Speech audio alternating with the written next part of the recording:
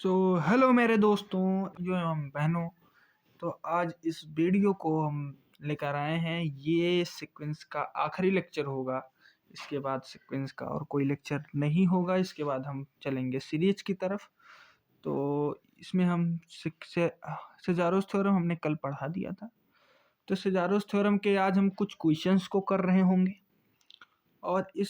और जो भी हमने कॉची सीक्वेंस पढ़ी थी, कॉची के फर्स्ट थ्योरम और सेकंड थ्योरम पढ़े थे, उससे रिलेटेड भी यहाँ पर क्वेश्चन कर रहे होंगे। तो हम चलते हैं अपने वीडियो की तरफ। हमारा वीडियो क्या कह रहा है, हमारे पहला क्वेश्चन क्या कह रहा है। तो पहले क्वेश्चन को थोड़ा सा जूम करके देखते हैं क्वेश्चन क्या दिया हुआ है। तो हमारा क्वेश्चन दिया हुआ है, अगर आप लोग देख रहे हो कि 1/n इंटू में ऐसा कुछ। तो भाई एक अगर थ्योरम तुम कॉची फर्स्ट थ्योरम अगर तुम याद करो तो याद करो उसको ऐसा कह सकते हो कि नहीं, a1 प्लस a2 प्लस ऐसा ऐसा करके an बाई n का limit n tends to infinity, ये क्या होती थी। तो पहले हमारा मान लेते हैं an की लिमिट जो थी, अगर उसमें क्या कहना रहता था कि अगर an की लिमिट यल है तो इसकी भी लिमिट क्या आती थी, यल आती थी। ठीक है। तो यहाँ पर यन टर्म में कौन से भाई, यन टर्म में हमारे पास क्वेश्चन कौन सा है, कॉन्सेप्ट कौन सा है।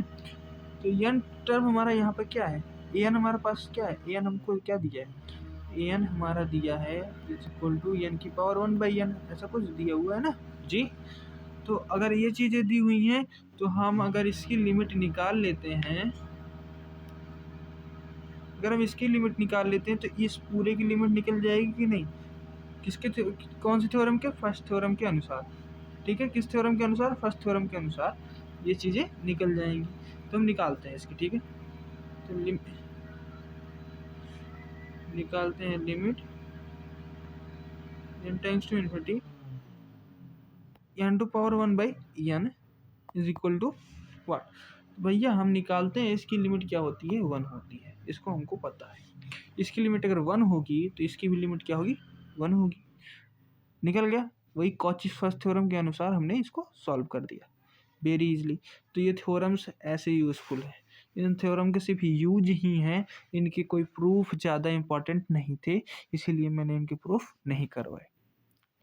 ठीक है, चलते हैं तीसरे पेज से। हमारा तीसरा पेज में ये क्वेश्चन है, इस क्वेश्चन को देखते हैं, ये कौन सा क्वेश्चन है, करते हैं इस क्वेश्चन को, मानते हैं, थोड़ा सा जूम करते हैं इसको। ये कोई क्वेश्चन दिया हुआ वैसा ही जैसा हमने अगला क्वेश्चन लगाया, सेम उसी तरीके से ये भी लगेगा। मैं पहला लगवा दे रहा हूँ, दूसरा आपको होमवर्क में करना है। ठीक है, मैं पहला करवा दे रहा हूँ, दूसरा आपको होमवर्क में करना है। तो हम चलते हैं क्वेश्चन की तरफ। हमारा क्वेश्चन क्या कह रहा है, हमारा क्वेश्चन कह रहा है कि 1/n square plus 1 n square plus 2 n square plus n।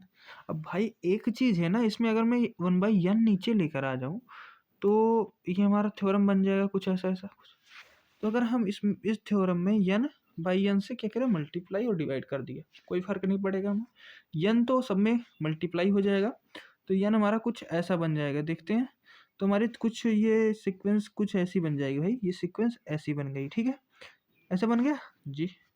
अब ये बन गया a1 प्लस a2 प्लस यहाँ तक an/n हो गया कि नहीं।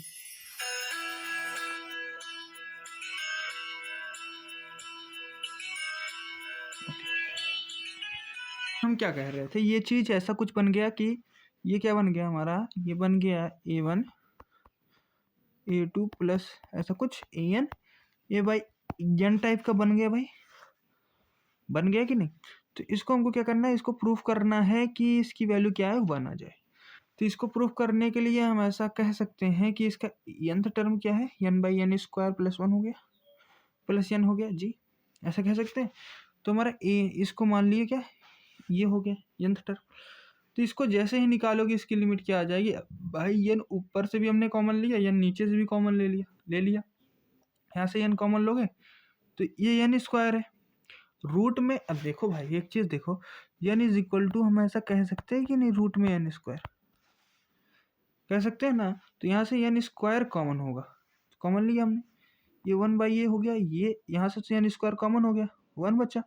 यहाँ पे क्या, यहाँ पे जो है n है, तो n स्क्वायर यहाँ से कॉमन होगा तो 1/n स्क्वायर n हो जाएगा जी, हो जाएगा ये पोर्शन हो गया। अगर ये पोर्शन हुआ तो ये 1 है, यहाँ पे जैसे लिमिट रखेंगे इन्फिनिटी, तो ये इन्फिनिटी 1/∞ क्या होता है, 0 होता है, तो ये 1/1 हो जाएगा, जो कि आपका आंसर निकल जाएगा। क्या निकला हमारा, लिमिट 1 निकला। अगर an की लिमिट हमारी 1 है तो हमारा इस सीक्वेंस की भी लिमिट क्या होगी, 1 ही होगी। ऐसा कुछ हो जाएगी कि नहीं, इसकी लिमिट 1 है। अब ये सीक्वेंस कहाँ से बना था, ये बना भी तो यहीं से तो था, इसमें तो n से ऊपर नीचे गुणा करा दिए थे, दोनों बराबर ही तो है, तो इस तरीके से ये क्वेश्चन क्या हो जाएगा, हमारा आंसर निकल जाएगा। ठीक है, तो हम चलते हैं अगले क्वेश्चन की तरफ। अपना अगला क्वेश्चन क्या कह रहा है, तो ये क्वेश्चन है हमारा सेकंड थ्योरम के अनुसार। ठीक है, सेकंड थ्योरम क्या कहता है, अब जैसे ये कुछ क्वेश्चन दिया है, इसमें दिया है 1 टू पावर n 1, तो यहाँ पे हमको कुछ क्वेश्चन दिया रहता था an की पावर 1/n, ऐसा कुछ दिया होता। अगर मान लो ऐसा कुछ दिया हुआ है, ये क्या है, सेकंड थ्योरम का ये एक थ्योरम है, इसको इसी तरीके से लगाएंगे हम। ऐसा अगर दिया रहता था तो हम क्या करते थे, हम निकालते थे an+1/an, इसकी लिमिट हम निकाल लेते थे, तो हमारा जो था आंसर आ जाता था जी। ऐसा कुछ हो जाता था, तो हम करते हैं ना। अब इसको जैसे भी हमको प्रूफ करना होगा, तो यहाँ पे हमने क्या किया, fn+1 हमारा क्या हो जाएगा, ये चीज निकल जाएगा, fn हमारा ये चीज निकला है। अब एक चीज हम करते हैं, fn+1/fn करते हैं, क्या हमने, तो fn+1, तो ये तो चीज यहीं पे आ जाएगी, पर ये जो है ये नीचे है, तो ये चीज उल्टा हो जाएगा कि नहीं, तो n/n। अब यहाँ पे ऐसा क्या, n+1 की पावर n+1, n की पावर n है, तो इसको हम थोड़ा सा तोड़ते हैं, इसको समझने की कोशिश करिए ये कि कैसे आया। यहाँ पे आप लोग थोड़ा नहीं समझ पा रहे होंगे, तो देखो यार, n+1 की पावर n इंटू में n+1 लिख सकते हो इस चीज को, इस पॉइंट को। ये हमारा n फैक्टोरियल है, ये n फैक्टोरियल इंटू में n+1 लिख सकते हो, ऐसा कुछ कह सकते हो। n की पावर n है, n+1 से कट जाएगा, n फैक्टोरियल से कट जाएगा। अब बचा यही पोर्शन, बचा तो यही पोर्शन आपके पास। और हम लोग जानते हैं, क्या जानते हैं, कि n+1/n की पावर n जो होती है वो क्या होती है, उसकी लिमिट जब हम इन्फिनिटी को टेन कराते हैं तो हम ऐसा कह सकते हैं, इसकी लिमिट क्या आती है, e आती है। क्या आती है, e। तो हमारा इस सीक्वेंस का आंसर भी क्या आ जाएगा, e आ जाएगा। क्या आएगा, e। इसी तरीके से हमने इस क्वेश्चन को सॉल्व किया। ठीक है, आप इसी तरीके से इस क्वेश्चन को भी सॉल्व कर सकते हैं, इस क्वेश्चन को भी सॉल्व कर सकते हैं। ठीक है, आगे हम चलते हैं 5वें स्लाइड के ऊपर। हमारा 5वां स्लाइड कुछ ऐसा दिया है, ये हमारे सेजारोस थ्योरम की तरफ से है, कि सेजारोस थ्योरम का यूज हम कैसे कर सकते हैं क्वेश्चन में, भाई कैसे लगा सकते हैं, उसकी मदद से हम क्वेश्चन को कैसे लगा सकते हैं। तो वही चीज़ यहाँ पे दिया हुआ है, n² 2n दिया है, 2 की पावर n दिया, तो fn+1/fn हमने लगाया, और यहाँ पे क्या किया, इसकी लिमिट निकाल दी, और जो भी लिमिट आई 1/2 आया, जो कि 1 से छोटा है। तो इसी तरीके से हमने, अगर इसकी ये जो है 1 से छोटा है, तो हम क्या सेजारोस थ्योरम से ऐसा कह सकते हैं कि इसकी लिमिट क्या होगी, 0 हो जाएगी। ठीक है, बस यही काम इसमें सेजारोस थ्योरम का रहता है। बाकी आपको सारे कॉन्सेप्ट्स क्लियर हो गए होंगे।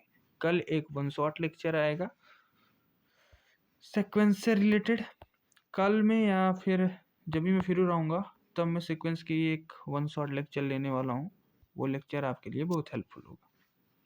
बाकी मिलते हैं अगले वीडियोस के साथ, धन्यवाद।